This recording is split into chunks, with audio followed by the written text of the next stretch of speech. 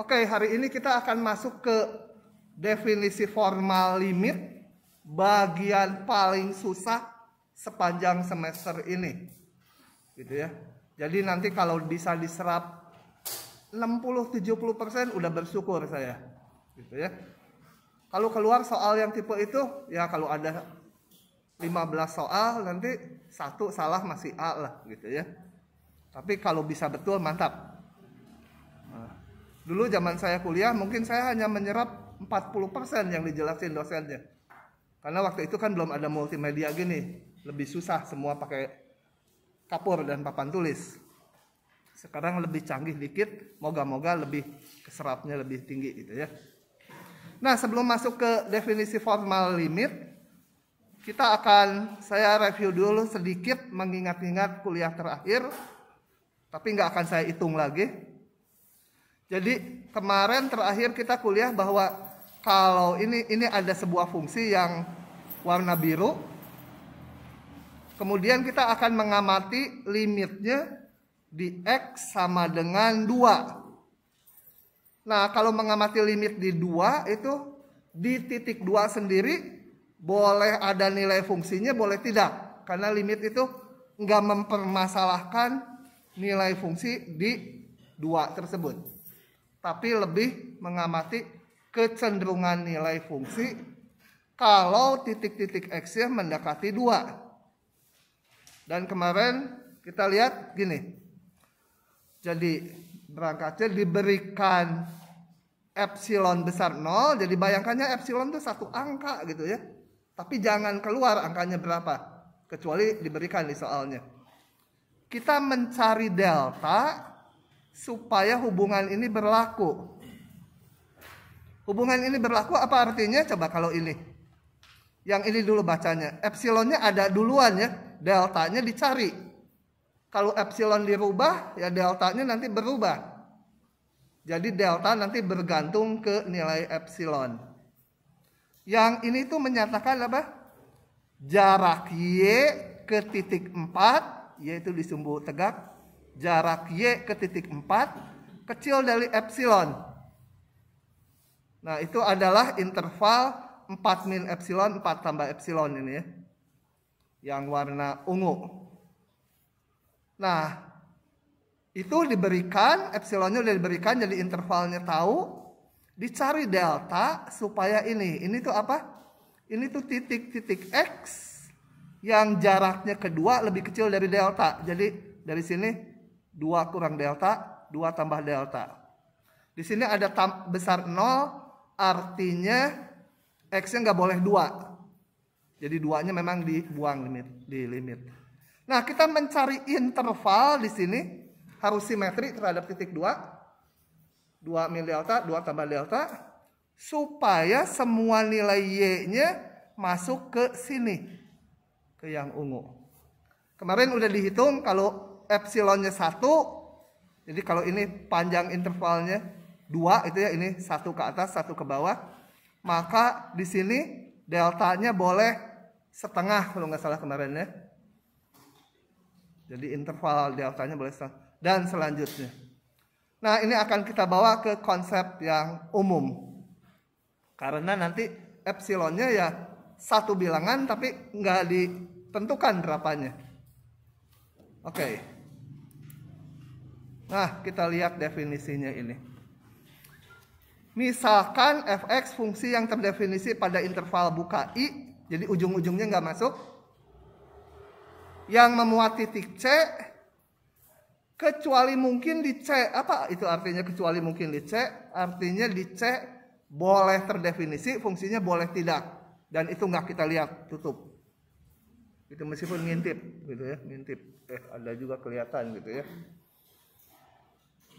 Nah, limit dari fx, limit dari jadi y-nya ini ya, untuk x mendekati c disebut L, nulisnya gini, bacanya limit x mendekati c dari fungsi f, itu nilainya sama dengan L, artinya apa? Kayak kemarin, kalau diberikan epsilon besar 0, kita harus bisa mencari delta Kalau nggak bisa dapat deltanya, mungkin kita salah mengerjakan atau memang limitnya nggak ada gitu ya. Tapi kalau limitnya ada, harus dapat dicari delta sehingga berlaku yang kayak yang kemarin. Jadi mencari interval selebar delta supaya nilai-nilai y-nya masuk ke pita yang ini, gitu ya, pita garis L min epsilon, L plus epsilon.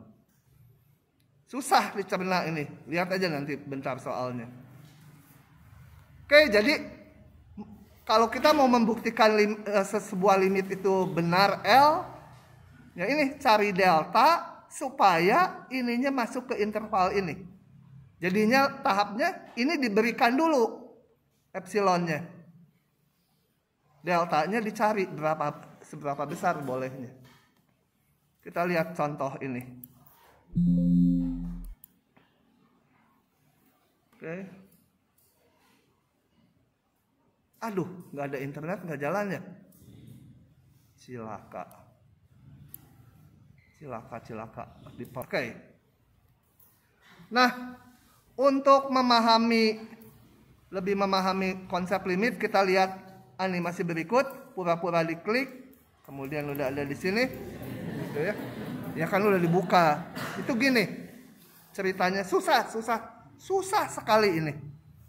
Nah, gini ceritanya, ini ada fungsi yang ungu. Dan kita mau mengamati limit dari fungsi tersebut kalau X-nya mendekati titik C ini. Ya di C dia ada nilai fungsinya tapi kita nggak peduli. Yang mau kita amati di luarnya. Jadi diberikan epsilon besar 0. Dicari delta supaya berlaku ini. Ini apa? Coba kita baca dulu yang ini. Ini adalah tadi L. Itu ya. Ini Y. Y-nya banyak. Y min L, jadi jarak Y ke L kecil dari epsilon. Jadi Y-nya ada di sini. Nah, kalau diberikan Y-nya di sini, bisa nggak dicari delta? Delta ini tuh apa?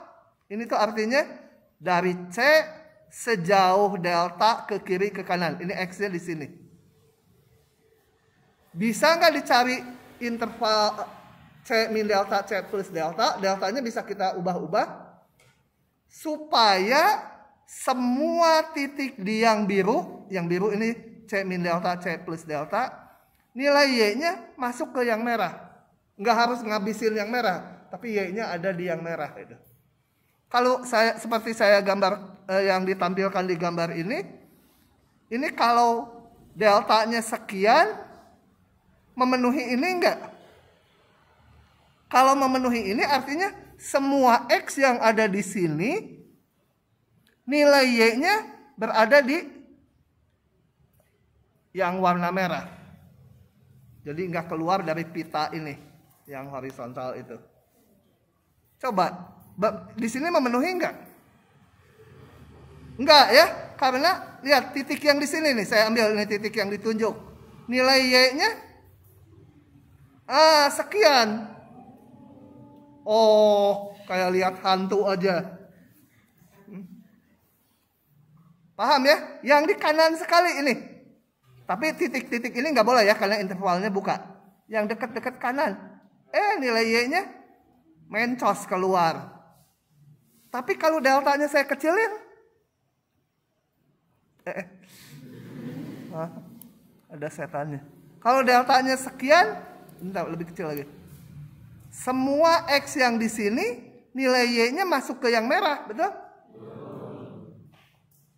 Nah, kalau limitnya benar itu epsilon berapapun deltanya harus bisa dicari supaya berlaku ini. Coba kalau sekarang saya ganti deltanya segitu, masih benar nggak? Kalau segitu masih belum dirubah. Segini masih enggak? Segini? Hah? Enggak, ini titik yang dekat kiri pisan kan? Keluar gitu ya. Ya kecuali mungkin terlalu kecil ini enggak kelihatan. agak gitu. Nah, ini yang di kiri ada titik yang keluar dari merah nilai Y-nya. Yang kanan sih semua masuk. Yang di kanan ini memang semua masuk, tapi harus seluruh interval ini ada titik yang keluar dari merah. Oh, deltanya nggak boleh sekian. Tapi saya bisa nyari deltanya. Deltanya segini boleh? Boleh. Deltanya paling gede berapa? Yaitu kalau mentok. Gitu ya. Itu delta paling gede. Begitu deltanya digedein lagi, nanti ada titik di kiri yang keluar. Paham? Nah, tapi kalau deltanya ada, belum berarti bahwa limitnya betul sama dengan L. Itu harus berlaku kalau epsilonnya saya ubah-ubah juga berlaku. Ini kalau epsilonnya saya kecilin segini. Deltanya yang tadi kan nggak bener lagi. Tapi saya bisa cari lagi deltanya. Ah, deltanya segitu aja. Betul lagi kan? Jadi epsilonnya diubah-ubah, deltanya selalu saya bisa nyari kan? Apalagi kalau epsilonnya besar. Deltanya segini boleh. Deltanya segini berarti bagian Y-nya cuma di sini masuk ke yang merah. Nah, di kasus ini epsilonnya berapapun dikecilin lagi pasti deltanya ada. Saya kecilin lagi intervalnya. Ini kalau dilihat pakai mikroskop elektron tuh masuk kan. Tuh ya, memenuhi. Nilai Y-nya semua ada di interval yang merah. Oke, kalau seperti itu jadi aja salah posisi. Kalau untuk setiap epsilon kita bisa nyari delta, maka limitnya benar. Tapi harus untuk epsilon berapapun. Gimana atuh ngitungnya gitu? Epsilon berapapun kan banyak bilangan real ya nanti. Cara ngitungnya nanti, ini baru gambar dulu ya. Oke, kita lihat lagi demo yang kedua. Muncul dong. Nah, muncul. Mantap, ini pakai wifi-nya. Namanya aja wifi apa ini? Coba kita lihat. Wifi WD tuh. Warsoma dan Jojon. Oke. Nah, kalau ini demonya memang saya yang bikin, tapi idenya dari ini koordinator matematika 1A, 1A Pak Fajar ya. Idenya dari dia, saya yang bikin program gitu. Pak Fajar bikin sendiri, tapi nggak sebagus ini menurut saya. Pak Fajar ini pelatih Olimpiade. Sama satu seniornya Pak Aleam Sebara. Jagoan-jagoan nih dua orang. Tapi rugi kalau ketemu yang jagoan, bikin soal ujian juga susah-susah. Oke, yang ini. Kalau saya berikan epsilonnya sekian, epsilonnya 2,03. Jadi ini naik ke atas 2,03, ini turun 2,03. Jadi interval merahnya ini ada nggak? Kalau deltanya sekian, memenuhi ini nggak? Lihat, yang biru nilai Y-nya masuk di yang merah nggak? Nggak harus ngabisin merah ya, asal masuk ke yang merah aja. Memenuhi ya? Hah? Oh enggak ya, yang di kanan ini enggak ya? Yang di kanan ini keluar. Oh, saya kecilin dong deltanya. Nah, ini memenuhi kan? Paling mepet berapa ya deltanya? Paling mepet itu paling gede. Kalau ini nyentuh kanan gitu ya. Itu paling gede deltanya. Digedein lagi, keluar, ini ada yang keluar. Oke, jadi nah, fenomenanya kalau udah ketemu satu buah delta, ini deltanya boleh sekian. Delta yang lebih kecil pasti boleh ya. X-nya kan makin sedikit. Kalau delta besar boleh, deltanya dikecilin ya pasti boleh. Y-nya pasti masuk. Oke, jadi untuk epsilon sekian, deltanya ada. Tapi saya mau kecilin sekarang epsilonnya sekian. Epsilonnya sekian. deltanya bisa nggak dicari? Sekecil apapun deltanya, pasti ada titik yang di kanan C kan? Kalau di kanan C kita lihat nilai Y-nya pasti keluar dari yang merah. Jadi kalau kasusnya gini, epsilonnya saya ambil sekian, deltanya nggak ada. Karena C begitu di kanan C, pasti nilai fungsinya keluar dari yang merah karena jatuh di grafik yang ini. Gitu ya, paham nggak? Nah, jadi yang ini limitnya bukan L, gitu ya. Karena diambil epsilon, oh deltanya berapapun nggak mungkin. Begitu, moga-moga keserap lah 70%. Lanjut lagi, begitu. Nah dari situ ini nggak usah dulu ya, yang ini lewat aja. Saya akan ini. Kalian kalau di SMA kan suruh ngitung limit X mendekati 2 dari ini, tinggal masukkan aja 3 kali 2 tambah 2, 8 gitu kan. Kenapa rumus itu berlaku? Nah, rumus itu berlaku sebenarnya nanti di belakangan setelah dibuktikan dulu rumusnya. Jadi kalau tahapnya belum punya rumusnya, kalau di SMA ya rumusnya diberikan aja untuk dipakai langsung. Kalau di sini kita akan melihat dulu kenapa gitu. Nah, jadi kalau mau menghitung limit ini saat ini belum bisa. Karena belum bisa dikasih aja bahwa limitnya 8. Cuma akan kita buktikan benar nggak limitnya 8. Mengikuti definisi tadi. Nah, saya akan buktikan bahwa limitnya 8. Jadi saat ini belum bisa ngitung dimasukkan nilainya kayak ngitung nilai fungsi gitu. Nah, ya. Kita akan buktikan. Jadi tahapannya apa? Gitu ya. Tahapannya harus kembali ke definisi ini. Kalau diberikan epsilon, mana? Diberikan epsilon, bisa nggak dicari delta supaya berlaku kayak gini?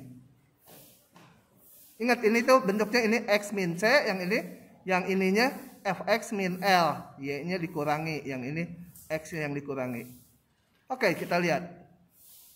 Jadi tetapkan epsilon besar 0, tapi jangan diambil angka karena epsilonnya boleh berapapun. Tapi tetap di kepala kita epsilonnya 1, jangan seluruh bilangan real, nggak kebayang 1 gitu, tapi tuk gitu nggak tahu di sebelah mana gitu ya epsilonnya. Dicari delta supaya kalau ini X min 2 kecil delta menyebabkan Fx min 8 kecil epsilon. Epsilonnya diberikan, deltanya berapa? Deltanya misalkan kayak kemarin yang di tabel epsilon per 2 gitu. Waktu 0,1 per 2, 0,01 deltanya 0,01 per 2. Nah, kalau fungsi ini gimana? Kita lihat. Jadi kita berangkatnya dari sini. Kenapa dari sini? Karena epsilonnya udah diberikan duluan. Deltanya dicari. Oke. Nah, oke, dari rumusan ini, ruas kanan, saya masukkan aturan fungsinya. Setelah itu saya sederhanakan dulu ini. Setelah disederhanakan, oh ya arahnya mau ngapain? Kita dari sini berusaha mengubah-ubah bentuknya supaya muncul ini. Nah yang ini mah gampang. Sekarang tinggal saya bagi 3 aja kan. Dibagi 3 muncul ini kan. Oh saya buka dulu ya nggak apa-apa, buka dulu. Kemudian mutlaknya dibuka dulu, kemudian saya bagi 3, gitu ya. Nah, kemudian setelah itu, ini saya jadikan mutlak lagi, udah muncul kan, mutlak X min 2-nya. Nah, dari sini saya punya hubungan yang ekivalen ini dengan ini. Tapi untuk membuktikan limit, nggak perlu hubungan ekivalen. Cukup hubungannya ini satu arah aja jika maka. Boleh dipakai karena jika ini maka berlaku ini kan. Melihat panah itu. Mama. Bentar ya. Mama ini apa nih? Moga-moga jangan minta duit.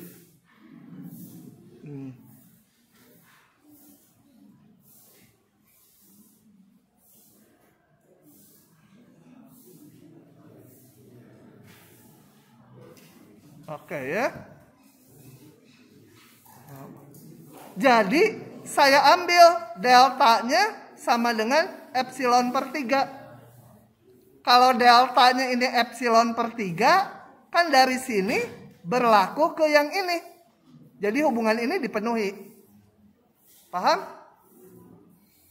Jadi dengan mengambil deltanya epsilon per 3, hubungan ini dipenuhi. Karena ini tadi panah ke sana. Saya pakainya cukup panahnya yang satu arah. Meskipun ternyata sebaliknya juga berlaku, ya nggak dipakai. Karena saya hanya butuh satu ini arah aja. Ya di sini kebetulan bisa dua arah. Nanti di soal lain mungkin nggak bisa itu. Si mama baong pisan. Nah, oke. Ya udah. Epsilonnya berapapun, deltanya ada. Jadi kita simpulkan bahwa limitnya memang 8. Limit itu yang di sini ya. Gitu. Kalau saya ambil deltanya epsilon per 7, boleh nggak? Hah? Boleh ya. Pokoknya delta tuh kalau udah ketemu satu nilai, semua yang lebih kecil boleh. Karena dikecilin berarti X-nya makin sedikit. Pasti masuk ke Y-nya itu ya. Ke interval Y-nya. Nah, gitu. Pokoknya paling gede deltanya di sini epsilon per 3. Mau ngambil epsilon per 100 boleh, gitu ya. Tapi ngejawabnya jangan banyak-banyak di ujian, satu aja deltanya. Jangan ngejawab deltanya silahkan ambil bilangan positif yang lebih kecil dari epsilon per 3. Jawabannya pusing. Nanti yang ngoreksi, apa ini diminta 1 banyak-banyak. Udah aja dikurangi banyak gitu nilainya. Oke, paham? Lanjut saya. Yang kedua, susah. Ini yang saya bilang mungkin nanti diserap 70% juga udah bagus. Yang kedua. Buktikan limit itu 4. Ngitung mah gampang, tinggal masukin 2 kuadrat 4 gitu ya. Membuktikan limit mah ini. Sini tidur lagi. Tidur lagi.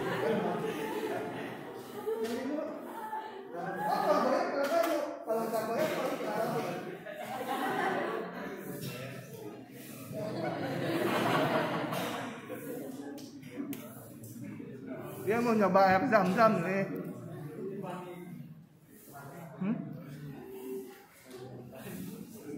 Kamu sih mempelajari ini kelamaan, jadi ngantuk. Dia kan tadi kamu ya, yang ini kan. Datangnya jam 5 tuh biasa, jam nyobanya bisa lama. Oke, yang kedua kita bahas. Buktikan limit ini 4. Kembali kayak tadi. Gambarnya jangan dilihat dulu. Kalau saya jelaskan gambarnya malah lama. Ya. Nanti setelah dirumuskan ininya, saya jelaskan dulu lah gambarnya juga. Jadi kayak tadi, ambil epsilon besar 0 atau tetapkan epsilon besar 0 atau misalkan epsilon besar 0, kata-katanya nggak terlalu penting, tapi yang maknanya epsilon diambil. Sebuah bilangan tapi jangan pakai angka. Ambilnya random sambil merem gitu, ini garis bilangan real. Tak. Gitu. Nah ini saya dapat epsilon, berapanya saya nggak tahu. Cari delta sehingga ini nulis ini jangan lupa x min 2 kecil delta, fx min 4 kecil epsilon. Kenapa ada besar nolnya mas? Supaya 2 nggak diikutkan. Hanya itu aja supaya. Nah ini artinya apa coba? Fx min 4 kecil epsilon berarti pusatnya 4. Ke bawah kurang epsilon, ke atas tambah epsilon. Oke? Dan kita mencari interval delta di sini. 2 tambah delta, 2 kurang delta harus simetri. Supaya nilai fungsinya masuk ke interval ini. Kita nggak akan pakai gambar, kita akan ngitung ya. Kalau gambar bisa sesat. Nanti intervalnya nggak sama lebar, kelihatannya sama gitu. Nah kalau hitungan kan jelas. Oke. Jadi ini targetnya, berangkat dari kanan karena epsilonnya diberikan duluan. Kemudian dari sini kita akan berusaha merumuskan supaya muncul faktor ini. Coba saya kerjakan dulu manual. Manual ya. Pakai OneNote. Saya mau nyari delta. Oh ya, targetnya juga saya targetnya juga saya crop. Susah-susah, kenapa nggak di crop semua aja? Bodoh ah.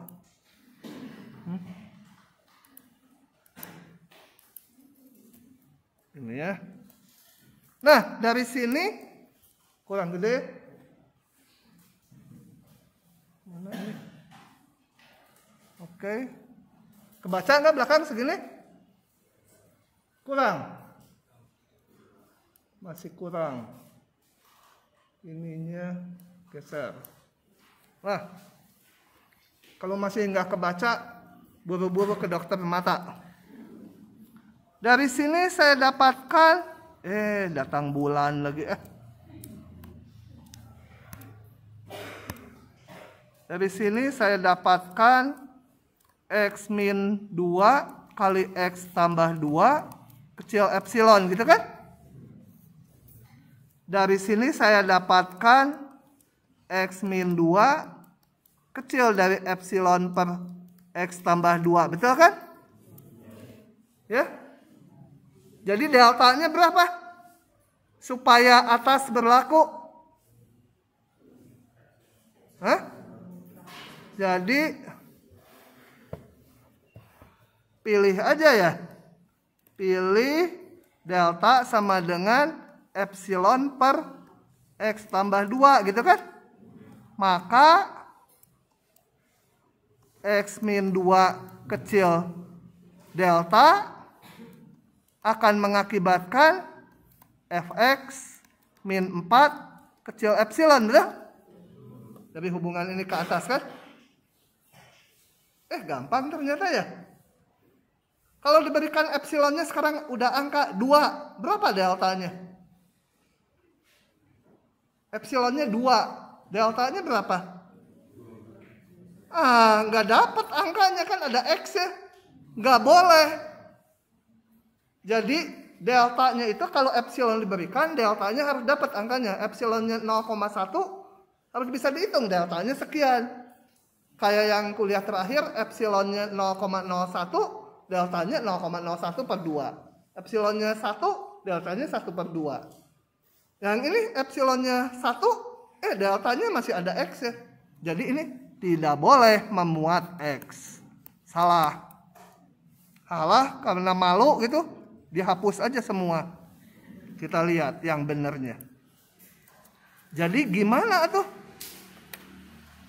Gimana gitu menghilangkan? Kalau ini bisa hilang, enak sekali.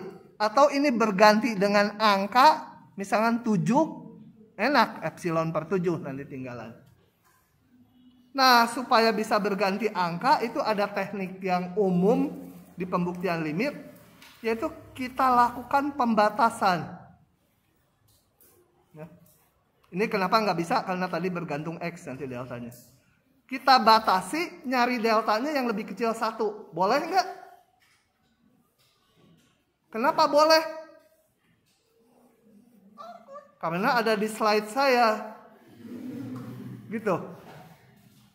Karena tadi kan di sebelumnya, contoh sebelumnya sama yang minggu lalu, kalau deltanya udah ketemu 1 buah, maksudnya bukan angka 1. Kalau udah menemukan 1 buah delta, semua delta yang lebih kecil kan berlaku. Jadi dari awal mungkin aja deltanya ini ketemunya 10 gitu.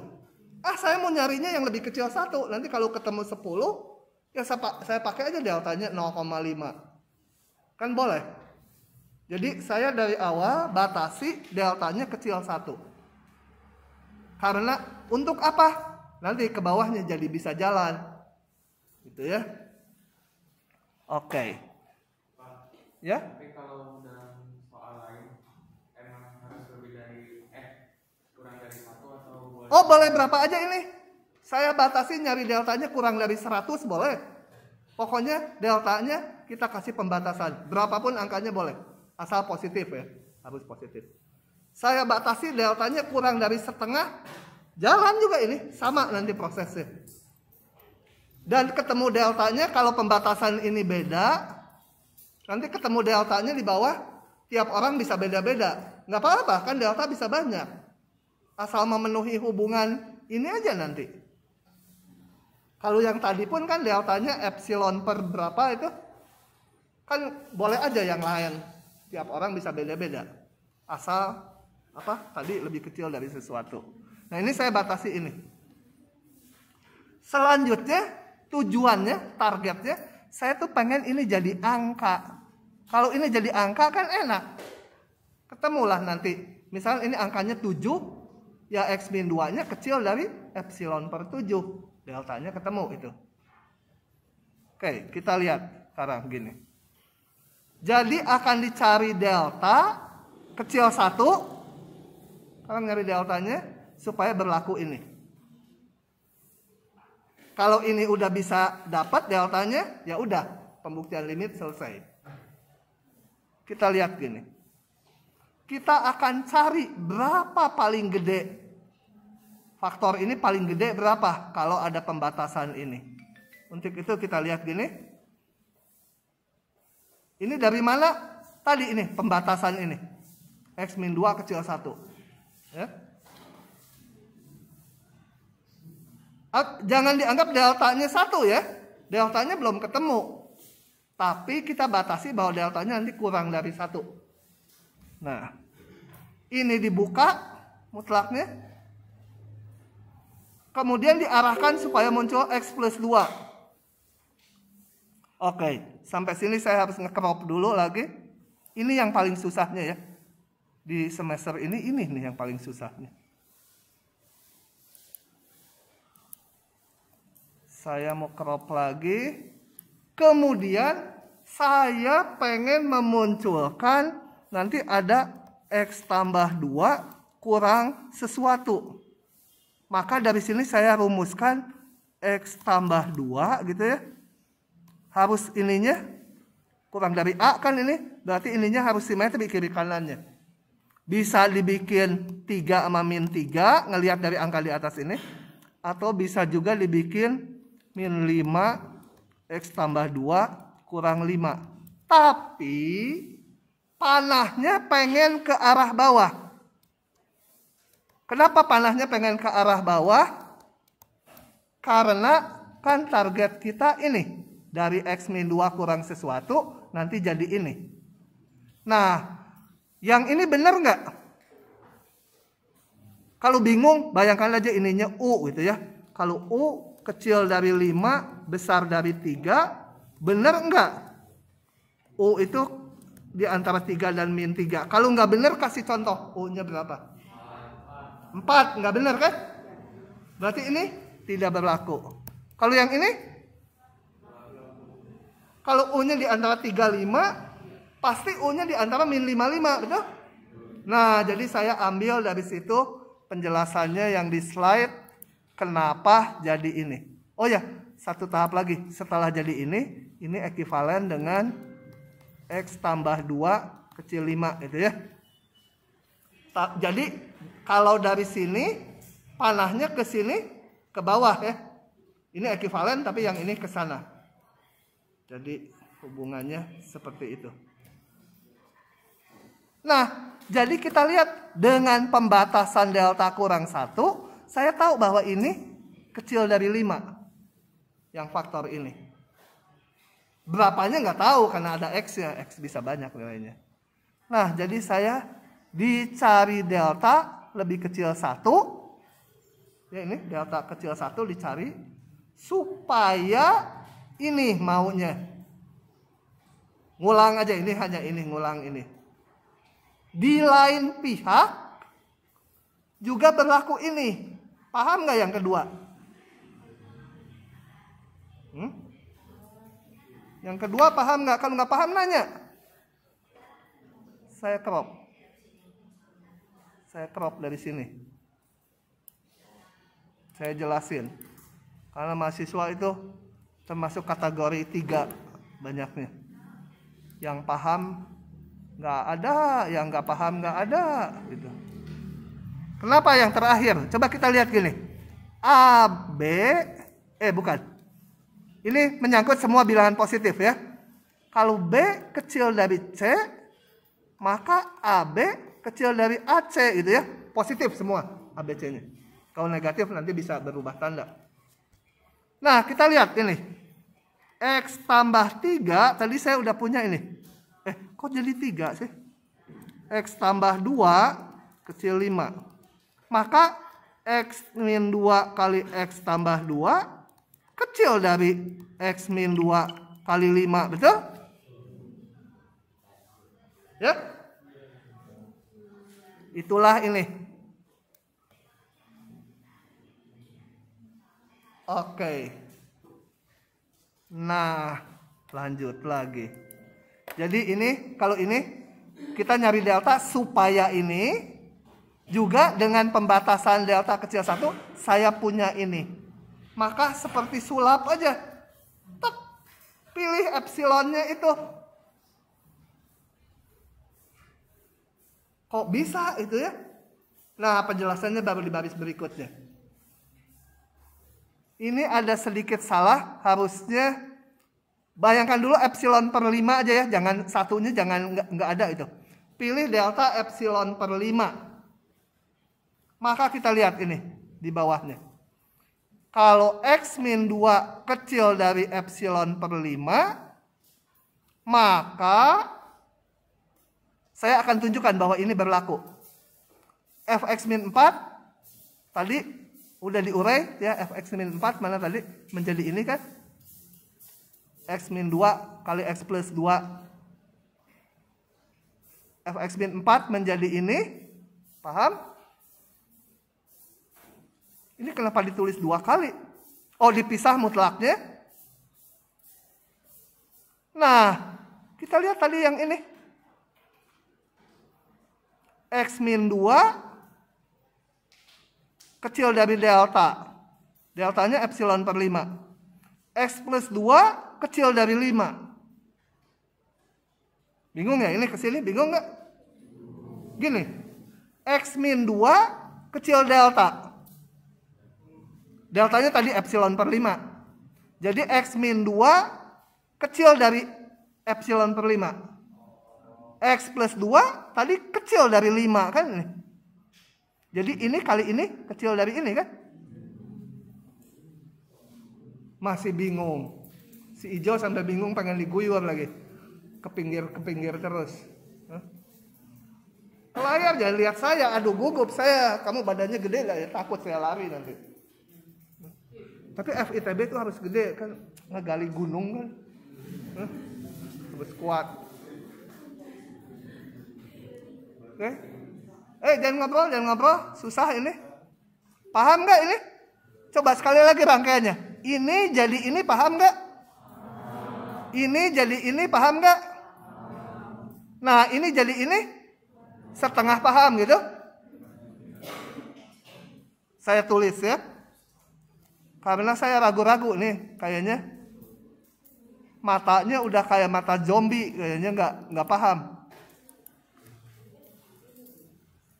Nah, kita lihat gini. X min 2, pilih tadi deltanya ini ya. Deltanya ini.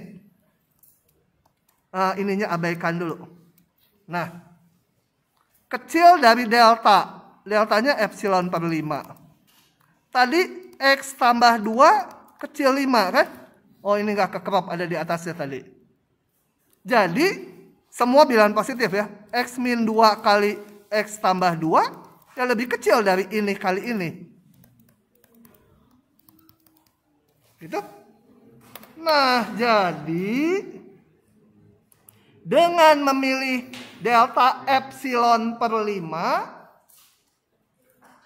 saya punya hubungan X min 2 kecil delta, Fx min 4 kecil epsilon. Itulah yang mau dari awal. Ini maunya.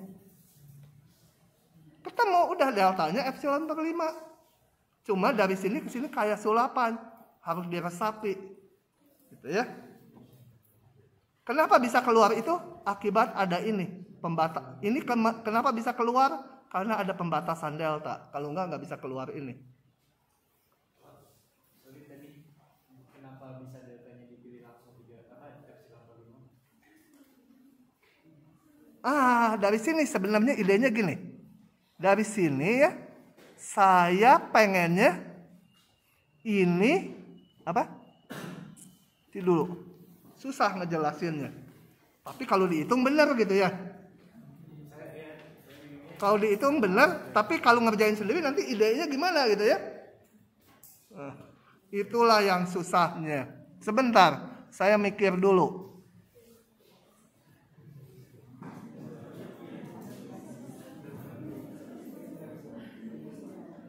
Saya belum bisa jelasin secara gamblang, udah lewat dulu ya.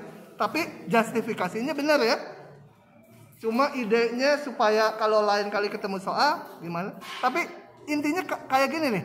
Ininya diganti. Supaya sebenarnya intinya idenya sendiri supaya gini nih. Dari yang bentuk ini. Supaya X min 2 kecil dari berapa gitu.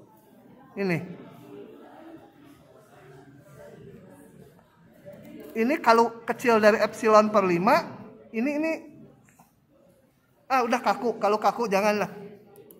Gitu ya. Pokoknya kalau ketemu bentuk kayak ginian, pilihnya epsilon per 5 itu. Sementara idenya saya belum bisa ngasih supaya gitu kerasa itu. Ya. Pokoknya diarahkan ke selalu bentuk gini, pilihnya epsilon per 5. Gitu ya. Oke, saya nggak mau lama-lama di sini. Sedikit lagi. Kenapa ini ada kata min? Ini maksudnya minimum di antara dua bilangan ini. Kenapa diperlukan? Kalau nanti epsilonnya diberikan 50. Deltanya nggak boleh pilih epsilon per 5 jadi deltanya 10. Nggak boleh. Kenapa? Kan dari awal ini akan jalan kalau ada pembatasan ini. Jadi kalau epsilonnya diambil 50, deltanya jangan pilih 50 per 5. Jangan pilih 10, deltanya pilihlah. Harusnya yang lebih kecil dari 1 ya. 1 juga nggak boleh. Pilih deltanya 0,9 misalkan. Tapi kalau dikasih epsilonnya 2, nah pilihlah 2 per 5. Kan udah lebih kecil 1. Pokoknya kalau epsilon per 5-nya lebih besar dari 1, nggak boleh dipilih yang itu. Harus yang lebih kecil 1. Jadi ini juga nggak boleh kalau epsilonnya misalkan 10, 10, ini kan nilainya 2, ini 1, pilih yang paling kecil. Tapi pilih 1 juga nggak boleh, ini harusnya saya ganti 0,9 gitu. Kan harus lebih kecil 1 tadi ceritanya. Milih 1 juga nggak boleh. Udah, itu dihayati 70% aja udah bagus gitu ya.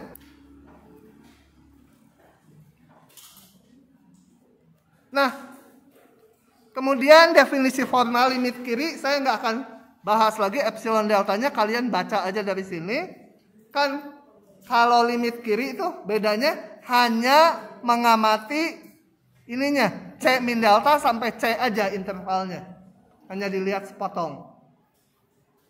Ya, limit kiri. Prosesnya sama aja persis. Gitu. Cuma nggak perlu mutlak-mutlak di sini karena X-nya selalu lebih kecil dari C. Gitu ya. X min C-nya selalu negatif. Prosesnya sama aja, saya lewat aja limit kiri. Tapi kalau mau lihat demonya boleh ini.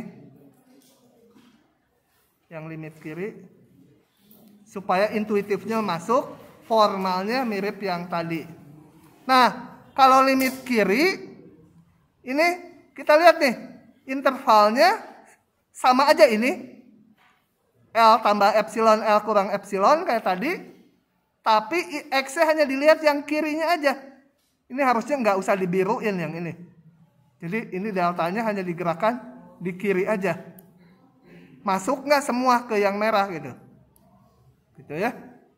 Hanya sepotong, yang sini nggak dipakai. Kalau limit kanan, X-nya hanya dilihat yang di sini. Masuk ke yang merah nggak. Gitu. Oke. Jadi saya nggak akan cerita epsilon deltanya untuk yang limit sepihak. Tapi yang penting-pentingnya. Pertama, limit X mendekati C dari Fx itu sama dengan L. Jika dan hanya jika limit kiri dan limit kanannya sama. Di depan udah ya, secara intuitif juga. Limit kiri harus sama dengan limit kanan. Kalau beda, ya limitnya nggak ada. Yang kedua, kalau limit sebuah fungsi L, nilainya L diketahui dulu yang kiri, maka kalau fx-nya dimutlakan, dibentuk fungsi baru, dimutlakan fx-nya, semua dipositifkan, y-nya, maka limitnya menjadi dimutlakan juga. Ini kalau yang namanya teorema tuh ada buktinya, cuma nggak kita buktikan di sini ya. Saya hanya beberapa aja kadang-kadang pembuktian tuh. Untuk supaya belajar aja, nggak keluar di ujian bukti-bukti. Hati-hati ini nggak berlaku bolak-balik. Artinya gini. Coba saya crop ya. Ini. Saya crop ini. Ini berlaku untuk fungsi yang manapun. Tetapi kebalikannya nggak berlaku. Coba kita lihat. Kalau nggak berlaku tuh berarti ada contoh yang menyangkal. Artinya kalau limitnya mutlaknya mutlak L, limit fungsinya belum tentu L. Lihat fungsi ini. Sama dengan min 2 kalau X-nya kecil dari 3. 2 kalau X-nya besar 3. Fungsi bukan itu? Ingat kalau fungsi apa? 1x dapat y-nya 1. 1x y-nya 1. Wali Kota Bandung itu apa? Wakil Wali Kota Bandung belum bisa fungsi dia. Iya, dia kan sebenarnya poligami. Satu cowok, ceweknya banyak gitu. Belum ngerti dia fungsi. Kalau kita fungsi 1x harus 1y. Aduh, kerekam lagi. Ngomongin.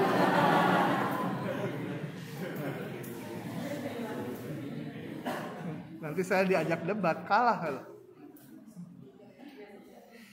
Ya udahlah. Ini fungsi bukan? Hah? 1x y-nya bisa lebih dari 1 enggak? X-nya 5, berapa y-nya? X-nya 20? Y-nya sama boleh ya. Hanya dilihat 1x, Y-nya. X-nya min 5? Fungsi ya. 1x, 1y ya. Coba grafiknya kita lihat.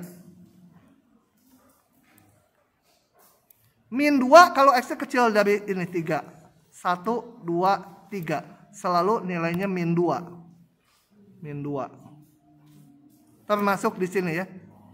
Ini min 2. Dan nilainya 2 kalau X-nya besar dari 3. Mulai 3 ini 2. Di sini nggak masuk. Fungsi. Artinya kalau ditarik garis vertikal dimanapun motongnya sekali. Di sini pun motongnya sekali di yang bawah. Ya, fungsi, sangat fungsi. Nah, sekarang kita lihat. Harga mutlak X jadi apa? Fungsi baru. Katakan ini disebut GX. sama dengan berapa? Kalau harga mutlak tuh fungsi semula dipositifkan semua nilainya. 2 semua ya. Udah nggak usah dipisah lagi ini X-nya. Dimanapun 2. Limit X mendekati 3 dari mutlak fx berapa? Limit X mendekati 3 dari konstan. Fungsinya konstan 2 terus. Limitnya 2 ya. Sama dengan ini kok jadi ngaco. 2 sama dengan 2 sendiri. Fx-nya sama dengan 2 kalau ini nilai limitnya. Sedangkan limit X mendekati 3 berapa? Dari fx. Ini yang merah belum dimutlakan. Hah? Limit kirinya berapa? Limit kanannya? Jadi limitnya nggak ada. Nah, kita lihat bahwa kalau limit mutlaknya ada, belum tentu limit semula ada. Tapi kalau limit tanpa mutlak ada, pasti dimutlakan ada. Nggak berlaku bolak-balik ya. Itu. Khusus kalau fx-nya 0, kalau limitnya 0, bukan fx-nya 0, limitnya 0, maka ini berlaku bolak-balik yang tadi. Masih ngantuk dia, harus satu ini kayaknya. Hah? Kamu masih ngantuk? Oke, gitu ya. Kemarin di anak sipil mas saya nggak bawa ini, jadi saya kasih ini. Nah, dikasih kapur dulu. Puk, sampai putih semua. Ada 4 orang. Tapi tadi saya bangun tidur ininya sakit. Kayaknya disantet sama mereka. Tapi ngajar jadi sembuh ya. Besok 16 keliling lagi. Oke, begitu. Nah, teorema limit ini dibuktikan satu-satu pakai yang awal pakai epsilon delta kayak tadi. Yang bawahnya mungkin yang ini mungkin membuktikannya pakai yang atasnya digunakan. Yang udah dibuktikan boleh dipakai untuk membuktikan yang lain. Ini saya nggak akan buktikan satu-satu. Dan kalian mungkin kalau ditutup suruh melupakan juga susah. Limit jumlah itu sama dengan limit masing-masingnya jumlah. Coba lupakan. Susah ya. Melupakan tuh lebih susah. Sama aja. Pacar juga. Pacar yang pertama meskipun menolak, dilupakan susah. Cari pacar jangan putus asa. Saya tuh udah 6 kali ditolak. Dapat yang ke-7. Nanti kedenger istri saya lagi. Ceritanya segitu aja. Ya, tapi yang pertama nggak lupa-lupa nih.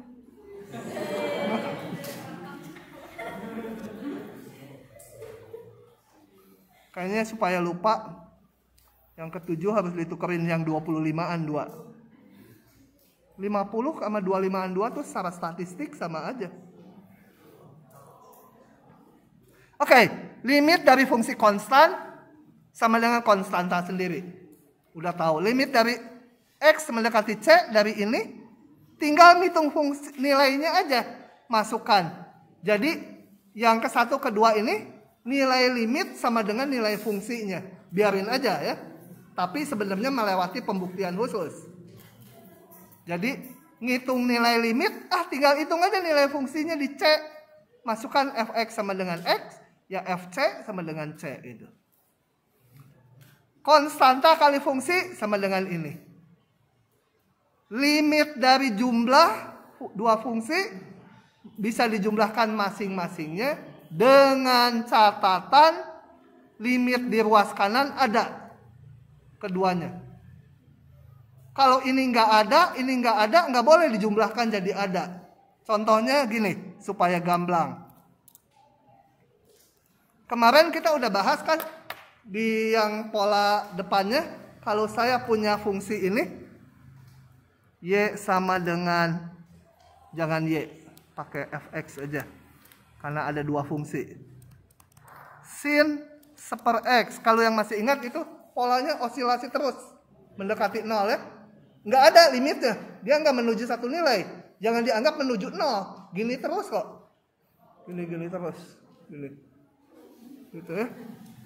Nggak ada limitnya di 0. Limit X mendekati 0 dari fx tidak ada. Gx saya ambil sama dengan min dari sin seper X. Tentunya tidak ada juga ya. Minusnya tinggal dibalik aja y-nya. Limit X mendekati 0, Gx tidak ada juga. Sehingga limit X mendekati 0 dari fx ditambah limit X mendekati 0 dari Gx ya tidak ada. Sekarang saya bentuk fungsi ini. Hx sama dengan fx ditambah Gx. Nggak pakai limit, ini belum dilimitkan. Sama dengan sin seper X ditambah min sin seper X. Ini mah kucing juga tahu sama dengan 0 kan? Limit Hx ada nggak? 0 kan? Kan ini fungsi 0. Fungsi konstan tadi aturan yang pertama sama dengan konstanta sendiri. Nah, limit jumlahnya ada, tapi limit masing-masingnya nggak ada. Jadi rumus itu nggak berlaku kalau limit ininya nggak ada. Itu hanya menekankan itu aja. Yang lain sama, limit kurang, ininya masing-masingnya ada, baru boleh dipecah gini. Biasanya di pengerjaan ya dihitung aja masing-masingnya. Nah kalau nanti nggak ada ya kemungkinan yang kiri nggak ada. Tapi hati-hati, kalau ini nggak ada salah satu atau dua-duanya nggak ada kayak tadi, bisa aja ini limit ini mah ada. Karena kiri dan kanan jadi nggak sama. Kalau ruas kanan masing-masingnya nggak ada. Limit G, F kali G kali bagi pangkat N, ini cepat udahlah. Udah ingat kan? Nggak usah diapalin satu-satu, ada berapa rumus, saya juga lupa. Tapi kalau ketemu soal limit F kali G, ya limit F kali limit G gitu, saya ngitung. Harus kayak belajar ilmu Tai Chi katanya. Tai Chi itu kalau masih nginget rumusnya, belum mahir. Kalau udah lupa semua gerakannya, itu udah mahir. Saya belum belajar Tai Chi, udah lupa semua. Berarti udah mahir. Enggak juga ya. Nanti soalnya mahasiswa, oh saya udah lupa semua rumus matematik, berarti ujian udah mahir. Enggak. Nah dari sekian rumus ini dibuktikan bahwa kalau kita punya polinom, maka limitnya di titik C itu sama dengan nilai polinomnya. Ingat bahwa limit sebuah fungsi dengan nilai fungsi di titik C nggak selalu sama. Tapi kalau ketemu polinom, nilai limit sama nilai fungsinya sama. Tinggal hitung aja nilai fungsinya di titik C. Nah selanjutnya rumus-rumus ini boleh kita pakai ya. Kemudian kalau ada fungsi rasional itu polinom bagi polinom. Kalau bilangan rasional ya bilangan bagi bilangan. Kalau fungsi rasional polinom bagi polinom. Limitnya berlaku seperti ini. Tinggal ini masing-masing ngitung nilai fungsinya. Dengan syarat bawahnya nggak boleh 0 tentunya. Kalau bawahnya 0 gimana? Ya harus diolah dulu supaya nggak 0. Gitu ya. Kemudian kalau F kurang dari G, maka limitnya juga kurang. Gitu ya. Hati-hati, ini ada kurang sama dengannya. Kenapa? Coba kita lihat. Jadi kalau F-nya kurang dari G, limitnya mah bisa sama. Gitu ya. Nih saya ilustrasikan. Kenapa bisa sama? Ini fungsi, ada fungsi F warna hijau, F kurang dari G ya. Gambar aja F sembarangan. Katakan F berlubang di sini, di titik C. Itu ada fungsi G. Fungsi G yang merah kayak gini. Ya. Kemudian nilai fungsinya di sini sekian. Ya, yang F mau dikasih nilai juga boleh di sini misalkan.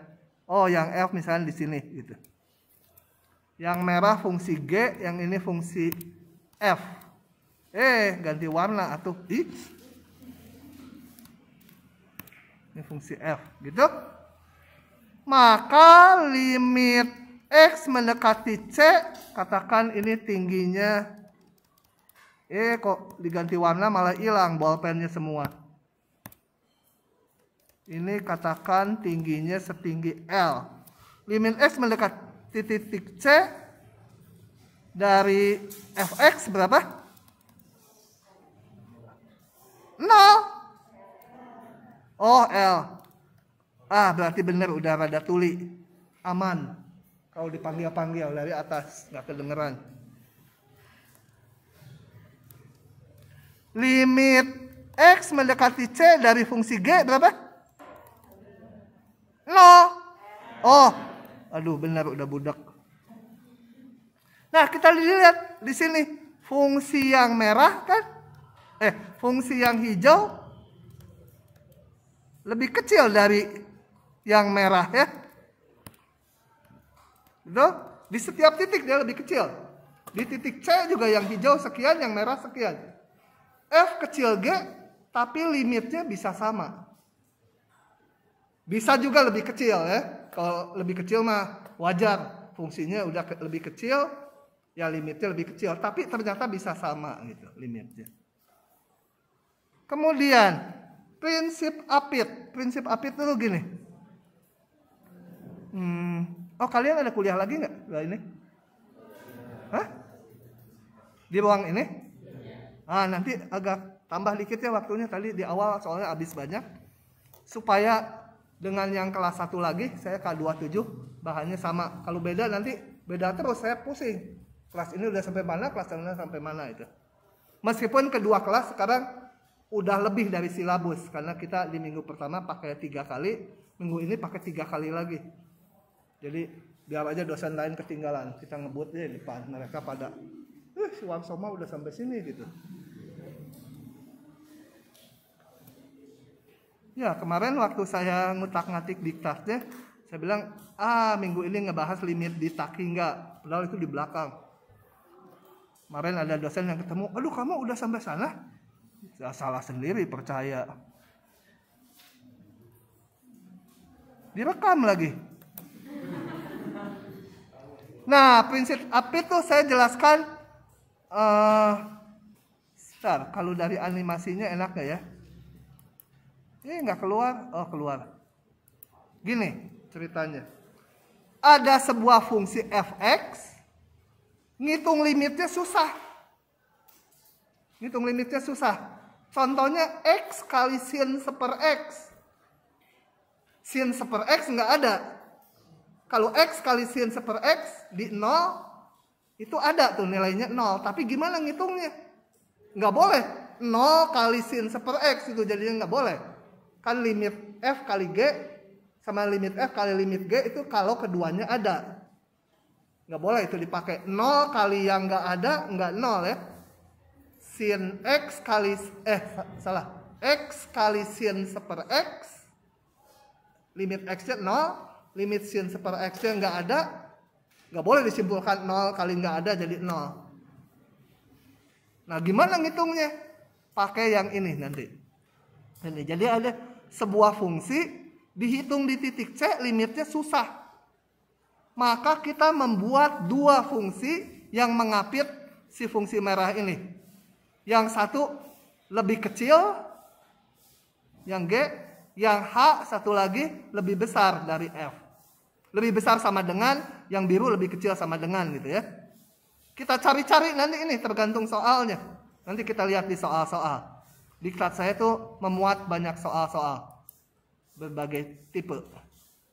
Nah, kemudian kita hitung limit si G. Juga hitung limit si H. Kalau beruntung kalian dapat nilainya sama.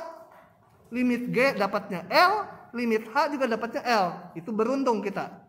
Kalau nggak sama, ya ini nggak bisa dipakai.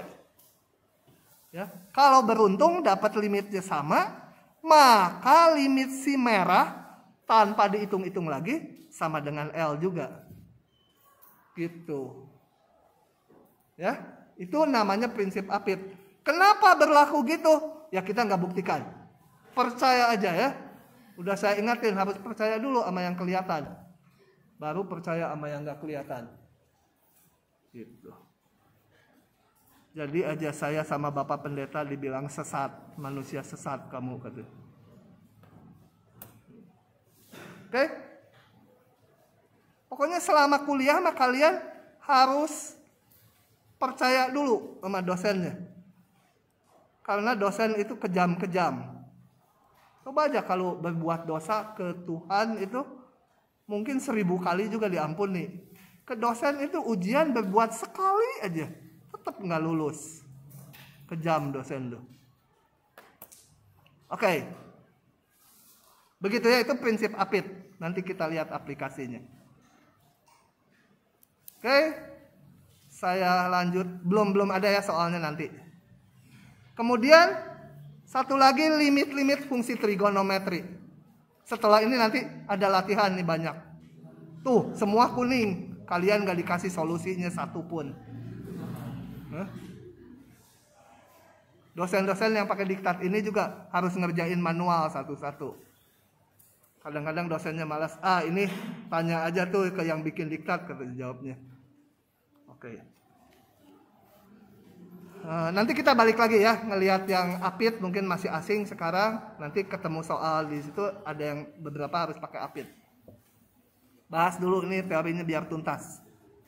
Limit trigonometri. Limit X mendekati C dari sin X sama dengan nilai fungsinya. Langsung aja masukkan sin C. Semua ini ada buktinya ya. Yang ini pakai epsilon delta nih.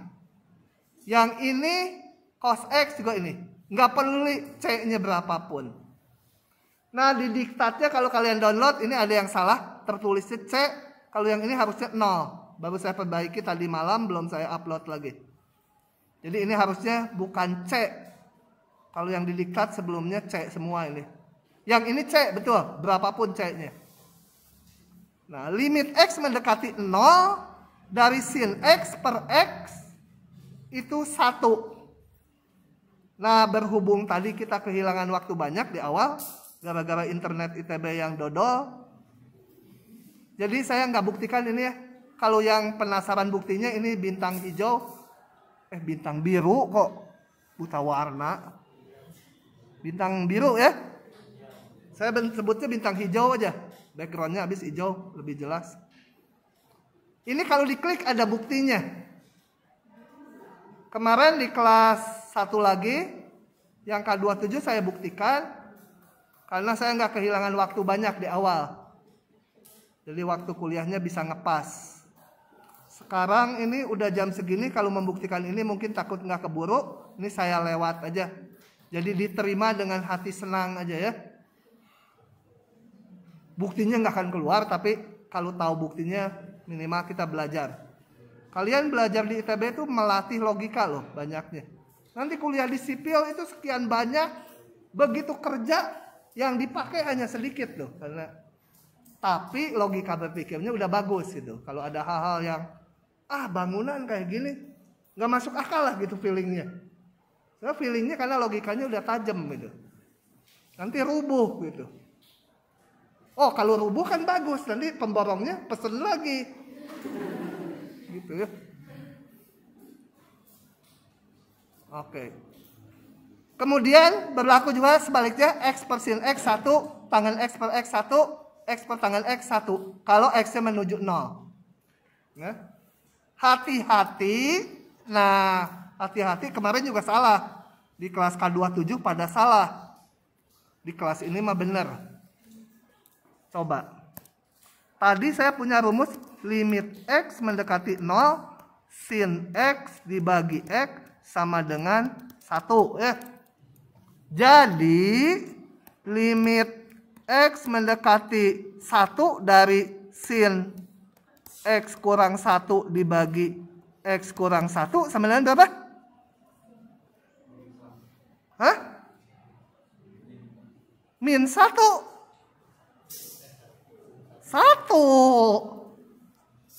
Kok ragu-ragu sih gara-gara dibilang kemarin kelas itu salah? 1. Limit X mendekati 0 dari sin X pangkat 3 dibagi X pangkat 3 sama dengan? Harus yakin gitu. Kelas kemarin tuh saya bilang salah, itu kalian dibohongi, percaya aja. Padahal udah betul. Limit X mendekati 0 dari sin X tambah 1 per X tambah 1 sama dengan 1. Ini salah gede. Gede salahnya. Salahnya gini, saya ingatkan. Ini boleh jadi 1 kalau bentuknya sama. Ini sama ya? Ada syarat tambahannya. Ininya harus menuju 0. Seluruhnya ini. Kalau ini menuju 0, ini kan menuju 1 kan?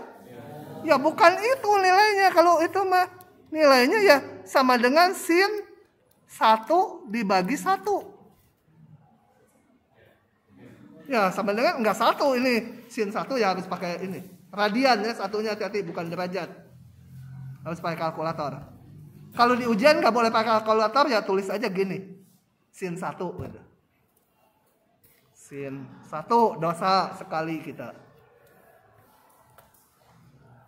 Jadi ingat-ingat, jangan ketemu limit X menuju 0 sin kuda gitu, dibagi kuda, belum tentu 1 ya.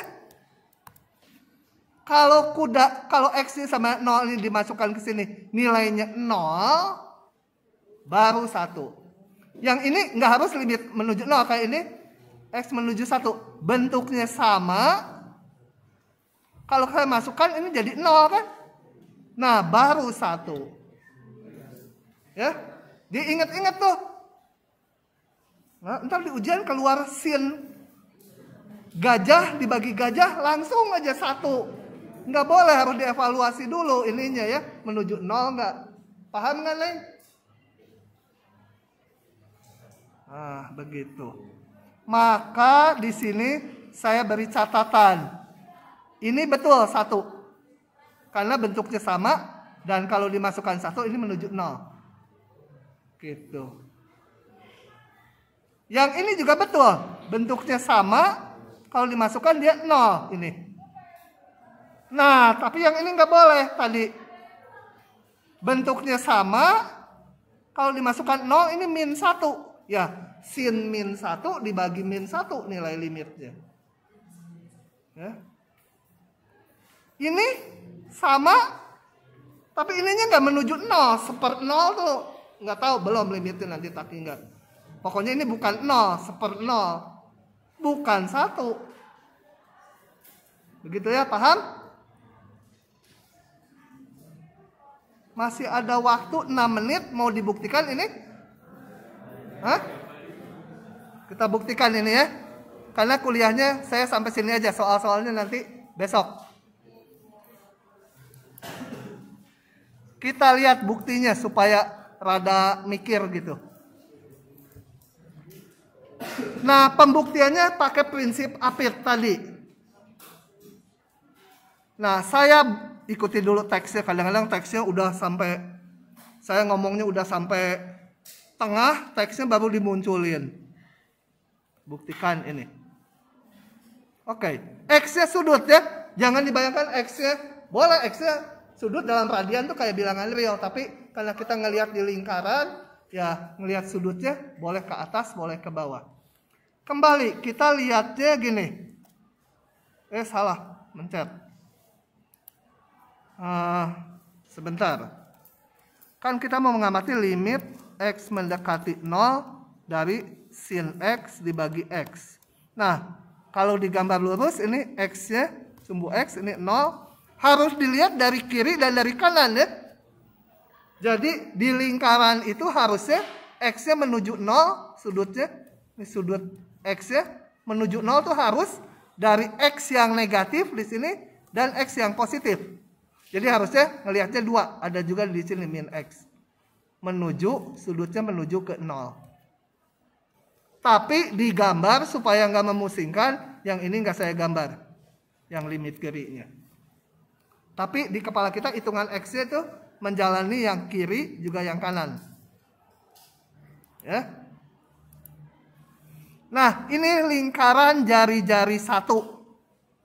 Kemudian ini titik P di sini, ini sudutnya X. Ingat, sudut X itu menyatakan panjang busur ini ya. Nah, sekarang saya lihat ini. Sudutnya saya ambil di kuadran 4 sama 1. Karena tadi X-nya yang dari kiri kan X-nya negatif. Dari kanan X-nya positif. Kalau di lingkaran ya kuadran 4 dan 1 kan. Oke. Ini tembereng apa namanya? Yang ini nih. O, B, kemudian melengkung C ini. Jurik. Jurik mah itu atuh. Itu jurik. Hah? Ya kalau bahasa Sunda jurik itu kan setan ya. Jurik. Masa jurik? Juring. Nah, juring. Kok saya tembereng ya? Ya pokoknya udahlah, biarin namain aja tembereng karena udah ketulis tembereng. Tapi maksudnya juring. Luas juring OBC lebih kecil dari luas segitiga OBP kan? OBP lebih kecil dari juring OAP ya? Paham? Nah, sekarang kesini dulu lagi. Ya, sampai 44 lah. 4 menit lagi selesai. Kalau saya punya, tadi apa namanya, juring. Ini jari-jarinya A. Ini sudutnya theta. Luas ini berapa? Tahu nggak? Tetanya dalam radian. Betul apa? Apa?